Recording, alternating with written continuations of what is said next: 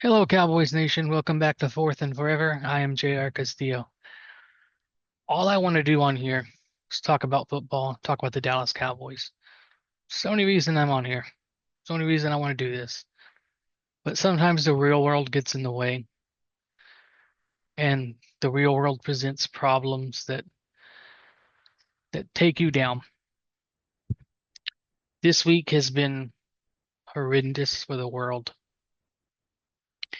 It's been a horrible week for the world, for society, for humanity. Something is off. It really is. I mean, you could feel it. You could see it. It's like the world cracked somewhere, and then everybody just agreed to pretend like it didn't happen. And I don't know why. I can't continue to talk about football without at least saying a couple of things. Non-divisive, non-political, just saying something because it comes from the heart. The events of this week are just tragic. A young woman loses her life on a train for or a bus. I don't even remember if it was a train or a bus, but for no reason, for a reason that at best seems to be because a mentally unstable person was allowed to stay on the street because we're not allowed to say people are mentally unstable anymore. Because the one thing that we could do to help mentally unstable people was put them in a place where they couldn't hurt anybody while they got treatment, sometimes against their will, but it was treatment. But we're not allowed to do that anymore because of systematic issues. Another school shooting happens for reasons that haven't been published yet.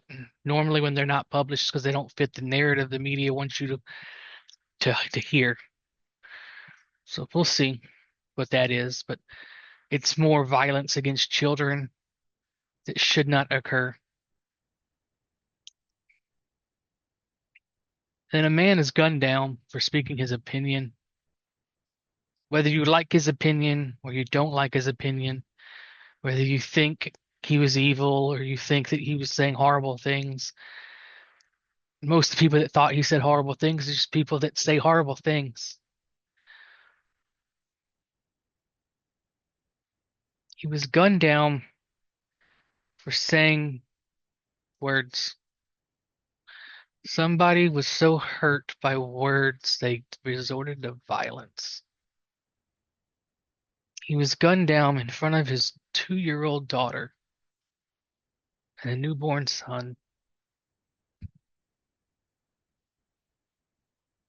His daughter tried to run to him while he was bleeding out because the noise scared her.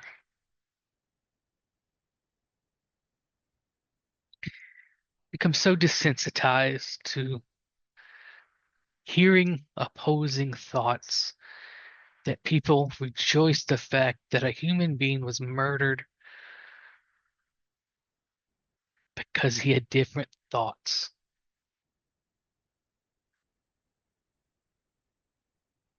I don't have kids. I have nieces and nephews I love, even if some of them don't like me because I have different thoughts.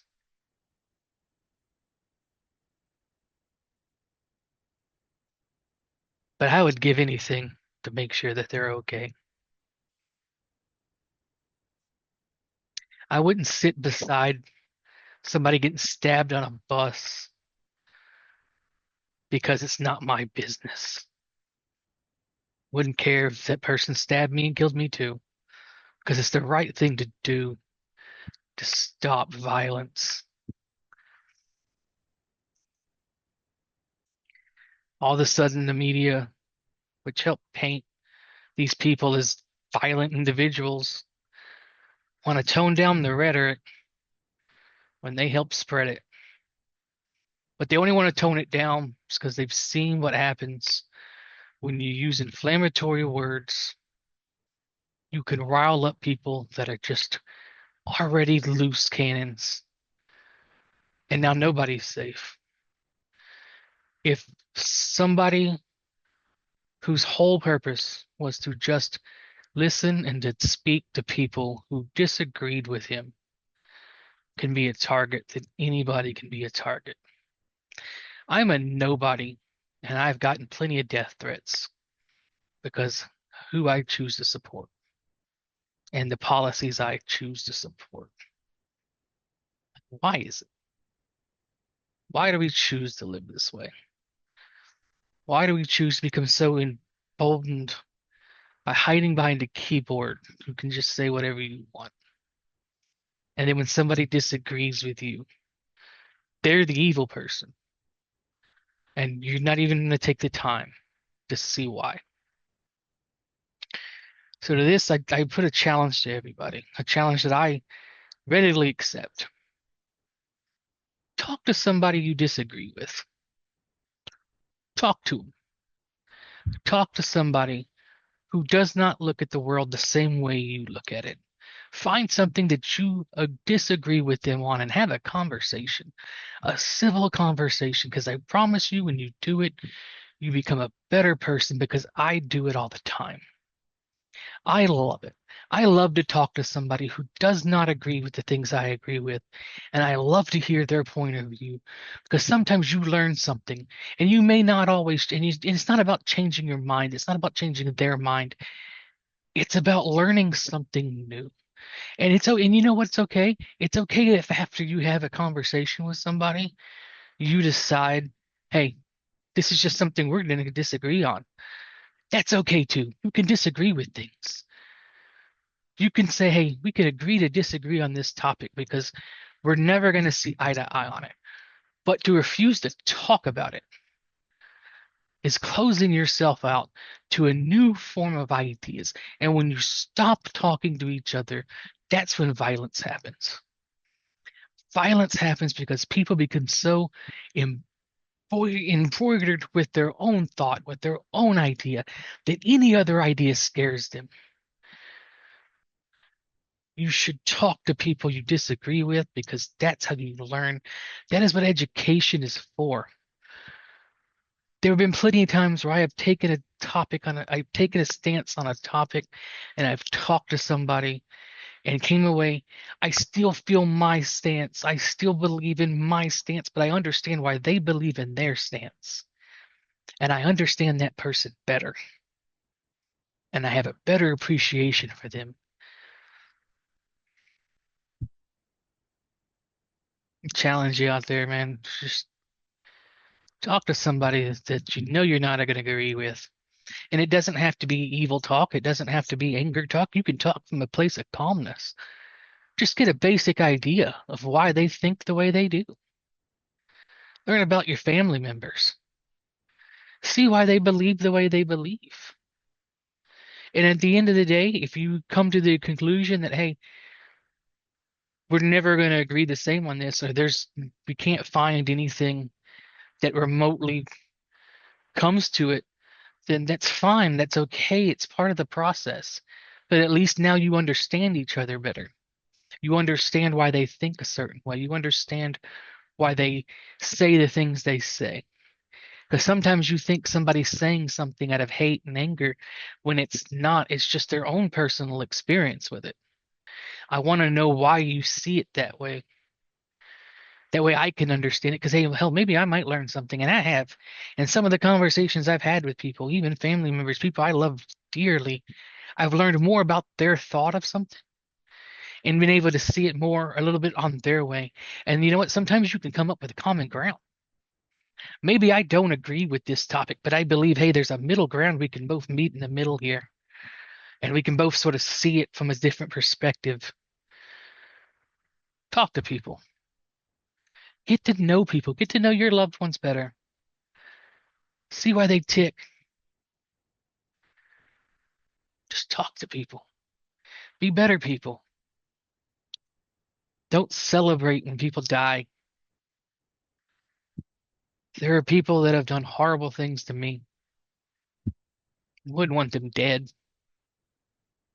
I'd like them to not message me on Facebook so often. Friend requests. But I would like them to not friend request me so often.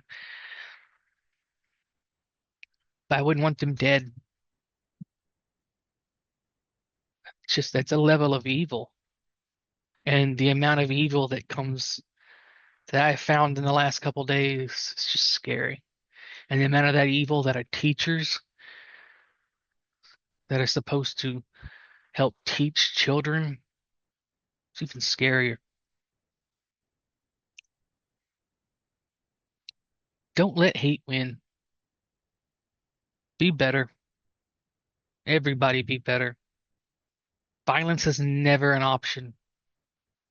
Should never be your go-to because you don't like somebody. Find a common ground. Even if that common ground is we don't have a common ground, but at least you know where each other stands. The world's already a sick and dark place. Don't make it any worse. And that's all I really want to say about any of it. Now I just want to do what I love to do, and that's talk football. So that's what I'm going to do. I just felt that that was important enough to put at the start of this. Okay, let's talk about football. Let's do what I love to do. Let's do what people love to hear. Have a distraction. Let's talk about football. Let's talk about the Cowboys versus Giants this week. This game should go one way. Cowboys should win this game very easily. You never know though with the NFC East. The NFC East is the definition of a crapshoot because anything could ever happen. But let's break down Cowboys and Giants. The Cowboys lead the all-time series 77 wins to 47 losses with two ties. The Cowboys have won the last 8 games of the series and have won 15 out of the last 16 games. What are we looking for this week, Cowboys Nation?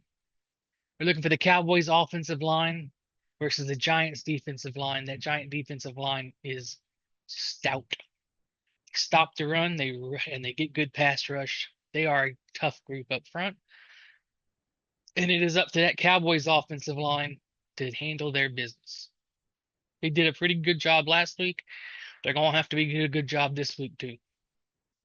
Looking for the Cowboys pass rush. The Cowboys pass rush somehow ranked 6th in the NFL after week 1. The Giants offensive line has a lot of injury concerns. Starting left tackle Andrew Thomas, I believe, is still out. The Cowboys traded away Micah Parsons and had the 6th ranked pass rush in the NFL. They didn't get a lot of sacks. I believe they had 1, maybe 2 against the Eagles, but in the second half, they got a lot of pressure, and pressure counts. Pressure disrupts rhythm. Pressure forces mistakes. Eagles didn't make a mistake, but the Cowboys can force those mistakes out of Russell Wilson. And hopefully they don't let Russell Wilson run because that's a problem. CeeDee Lamb bounced back. CeeDee Lamb had 4 drops last week. He had 7 last season. And when you struggle like that, it tends to go one of 2 ways. They balloon and then they collapse like an avalanche, or the player figures it out. CeeDee Lamb spent a lot of practice time this week on the jugs machine. Over 4 hours Saturday, 4 hours Sunday. It's a lot of practice one-on-one with the jugs machine. You never caught on a jugs machine? It's not a fun thing to do. So if CeeDee Lamb has a good bounce back, those Giants corners are in trouble. And then biggest thing to look out for is DaRon Bland is out for this week. Could be a couple weeks. Seems to be a ankle, not a foot. He did break his foot last year. So it's terrifying. The idea that he is immediately hurt after signing a contract brings so much terror to my eyes and my thoughts because if he gets hurt and he has to miss significant time, Jerry Jones is never going to spend a dime again, and we're never going to have good players. So I really need him to not miss that long. But let's get to how this thing's going to go, right? The Cowboys will win this game if they catch and protect the football. Sounds simple, not always simple. It cost them that Eagles game. They protect Dak and keep their running game in front of the sticks to keep the Giants defense on their heels. They can't have a lot of, first down runs for a yard, second down runs for a yard. Can't get a lot of second and longs, third and longs, putting too much pressure on the Cowboys offensive line. And it gives the Giants defensive line too much time to just focus out, pin their ears back beneath the quarterback. They got to protect Dak when they do pass. The running game has to stay in front of the sticks. Got to cause the pressure up front. Get pressure. Doesn't need sacks. I mean, it's great to get a sack, force those second and longs, third and longs. But if you get pressure and don't let Russ just sit in the pocket and find his good receivers, then you're going to cause problems. Can win football game. The Cowboys will lose if they make the same mistakes as they did last week. Stop getting in your own way. It's not, you have to stay out of your own way. Do not beat yourself. Catch the football, protect the football. They'll lose if they let Russ sit and relax. For as not good as Russell Westbrook and Russell Westbrook. Wow. Wrong sport, wrong name, wrong everything. I'm gonna leave that in. That was so out of there. I'm gonna leave that in. Not even gonna edit that out, guys.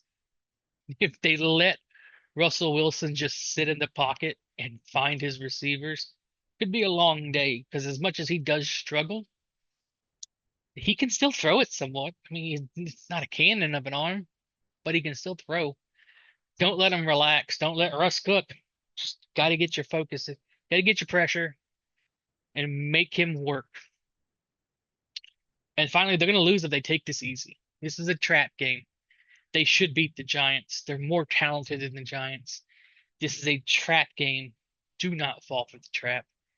Keep the pressure on. Make your plays. Win the football game. Get your first win of the season. You need to get the first one out the way. That way you can focus on the second. That's this episode, guys. I want to keep the football talk. It's hard to make this one, but the football talk is there.